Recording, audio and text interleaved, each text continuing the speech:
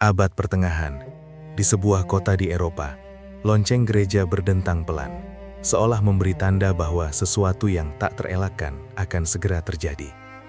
Di alun-alun kota, berdiri kokoh sebuah panggung kayu sederhana yang telah menjadi saksi bisu ratusan akhir kehidupan manusia. Orang-orang mulai berkumpul. Mereka datang dengan berbagai alasan, rasa ingin tahu, kewajiban, bahkan yang lebih ironis, untuk hiburan. Di tengah kerumunan itu, ada satu sosok yang tidak pernah benar-benar menjadi bagian dari mereka. Seorang pria berpakaian gelap melangkah ke atas panggung. Wajahnya tenang, tanpa ekspresi. Tangannya memegang alat yang akan menentukan batas antara hidup dan mati. Dia terlihat oleh semua orang, namun ia tidak disoraki, tidak pula disambut. Ia hanya diterima sebagai sesuatu yang harus ada. Dia hanyalah seorang algojo.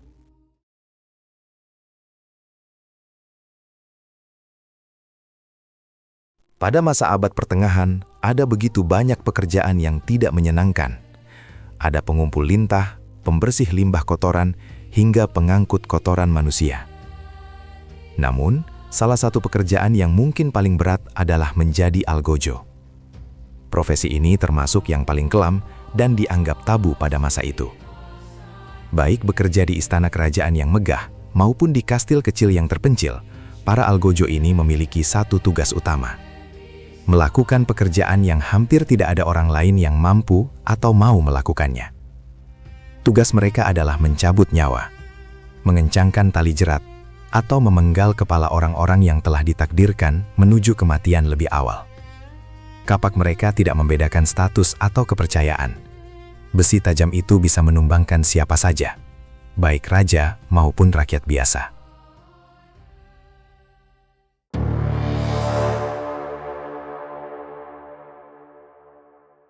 Selama sebagian besar awal abad pertengahan hingga berabad-abad setelahnya, kejahatan dan kekacauan hukum terjadi di mana-mana.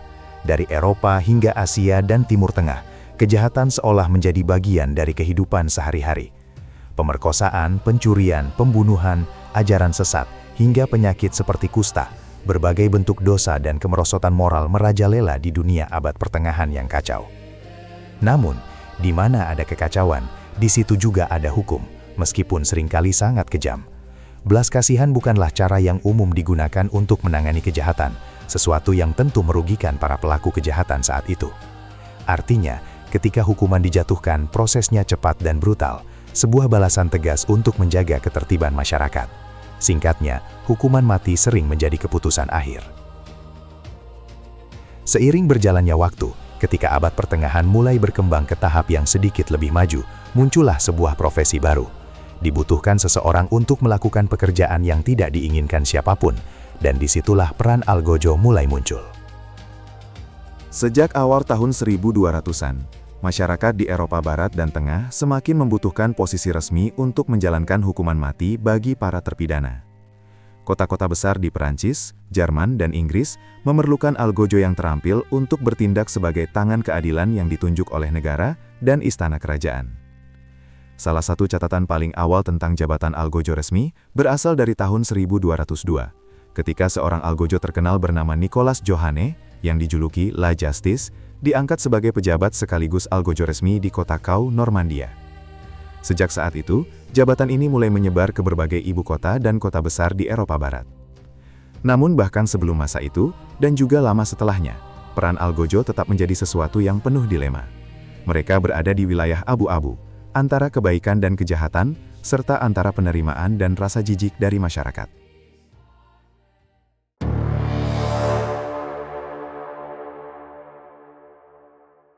Metode eksekusi yang digunakan oleh algojo sangat beragam, yang paling umum dilakukan dengan kapak, pedang, tali jerat, atau alat pencekik yang disebut garrote. Namun, proses ini tidak selalu berjalan mudah atau cepat. Sejarah mencatat banyak kasus algojo yang tidak terampil, sehingga eksekusi menjadi gagal dan berlangsung lama serta menyakitkan. Salah satu contohnya adalah eksekusi James Scott, Duke Monmouth pertama pada tahun 1685. Ia dieksekusi oleh algojo terkenal Jack Ketch yang bekerja di istana Charles II. Ketch dikenal karena sering melakukan eksekusi yang gagal, yang bahkan diduga sengaja dilakukan karena sifat sadisnya. Saat Duke of Monmouth berada di tempat pemenggalan, ia memohon kepada Ketch di depan banyak saksi agar diberi kematian yang cepat, tidak seperti korban-korban sebelumnya. Ia bahkan memberikan 6 guinea kepada Ketch dan berjanji bahwa pelayannya akan memberikan lebih banyak emas jika eksekusinya dilakukan dengan cepat. Namun, kenyataannya sangat berbeda. Eksekusi tersebut berlangsung kacau dan mengerikan. Ketch membutuhkan 8 kali tebasan untuk memenggal kepala sang Duke.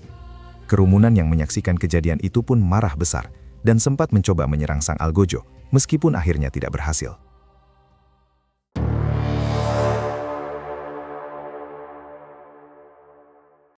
Para algojo pada umumnya dikucilkan oleh masyarakat. Kematian, terlebih lagi pembunuhan, selalu menjadi hal yang sulit diterima secara sosial. Ketika dilakukan oleh banyak orang, seperti dalam aksi main hakim sendiri, pembunuhan tidak lagi dianggap tabu, karena tanggung jawab seolah hilang dalam kerumunan. Namun, ketika seseorang melakukannya sendiri, situasinya menjadi berbeda. Dan itulah dilema yang dihadapi para algojo. Seseorang yang dikenal sebagai pemenggal kepala, dipandang sebagai sosok bermasalah, pendosa yang tak bisa ditebus, dan pada dasarnya, seorang pembunuh. Masyarakat sulit menerima tindakan mencabut nyawa, apalagi jika dilakukan atas perintah. Mereka juga tidak mampu memahami kondisi batin di balik sosok algojo tersebut. Pandangan masyarakat seperti ini dapat dilihat dalam berbagai tulisan dan memoir dari abad pertengahan, terutama dalam karya Joseph de Maistre. Berikut salah satu kutipan pandangannya tentang sosok algojo. Apakah kepala dan hati orang itu sama seperti kita? Tidakkah ada sesuatu yang aneh atau asing dalam dirinya? Secara lahiriah, ia sama seperti kita. Ia lahir seperti kita, tetapi ia adalah makhluk yang luar biasa.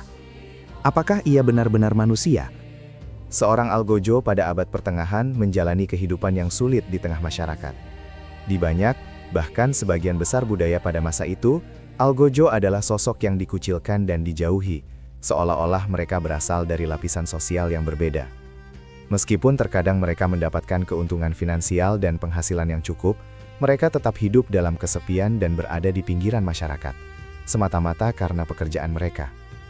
Kemampuan untuk menjatuhkan hukuman mati, menyiksa dan melakukan berbagai tindakan kejam terhadap orang lain, dianggap cukup alasan bagi masyarakat untuk memandang rendah dan menjauhi mereka.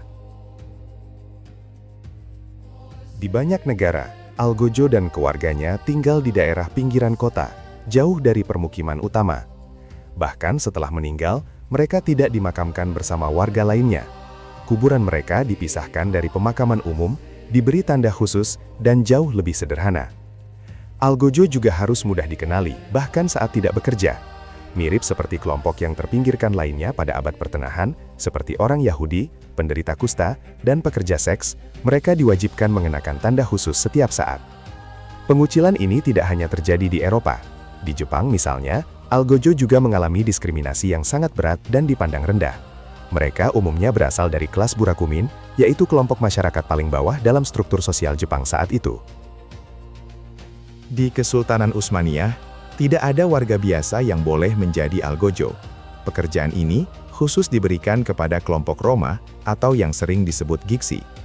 Hal ini membuat mereka semakin terpisah dari masyarakat Utsmaniyah dan dipandang rendah, terutama karena dianggap kejam dan tanpa ragu dalam menjalankan tugas-tugas yang mengerikan.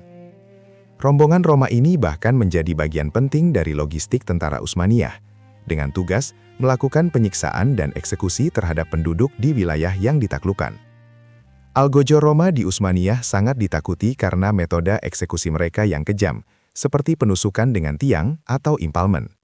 Metode ini biasanya digunakan untuk menghukum perampok, pencuri, dan pejuang yang tertangkap di wilayah pendudukan.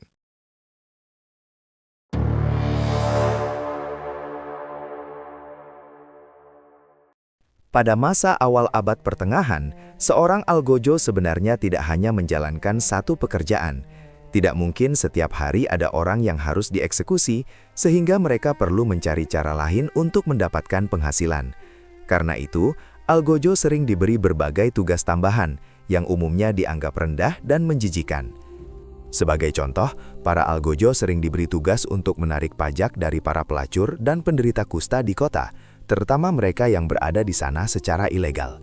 Jika seorang algojo menemukan penderita kusta yang mengemis di jalan tanpa izin, ia berhak menyita seluruh harta dan uang orang tersebut, bahkan menambahkan denda. Mereka juga dikenal sebagai kenaker, yaitu orang yang bertugas mengumpulkan bangkai hewan di sekitar kota, serta membunuh hewan yang sakit, sekarat, atau sudah tua. Bangkai tersebut kemudian diolah untuk diambil bagian yang masih bisa dimanfaatkan, seperti lemak, kulit, lilin, atau tepung tulang. Pekerjaan ini dianggap sangat kotor dan menjijikkan, tetapi justru menghasilkan keuntungan yang cukup besar. Di banyak daerah, pekerjaan ini bahkan hanya dilakukan oleh algojo. Selain itu, algojo juga sering ditugaskan untuk mengawasi para pelacur di kota, tugas lain yang dianggap rendah dan tidak bermoral. Mereka bertanggung jawab untuk menarik pungutan dari para pelacur, biasanya dalam jumlah tertentu yang dibayarkan beberapa kali dalam setahun. Salah satu hal yang menarik, pada abad pertengahan, terutama di Prancis dan Eropa Barat, algojo juga diberi tugas mengurus anjing-anjing liar di kota, serta hewan ternak yang dipelihara secara ilegal di dalam kota. Misalnya, di kota Dijon, Prancis, terdapat hukum yang melarang warga memelihara babi di dalam wilayah kota. Jika ditemukan, menjadi tugas algojo untuk membunuh babi tersebut. Ia bahkan berhak memotong kepalanya dan menyimpannya sebagai bentuk bayaran. Pekerjaan lain yang juga dijauhi masyarakat berkaitan dengan pengelolaan limbah kotoran, seperti pembersihan septic pit, jamban, dan berbagai tempat pembuangan kotoran lainnya. Meskipun pekerjaan ini sangat merendahkan, tidak higienis dan menjijikan, ternyata cukup menghasilkan secara finansial.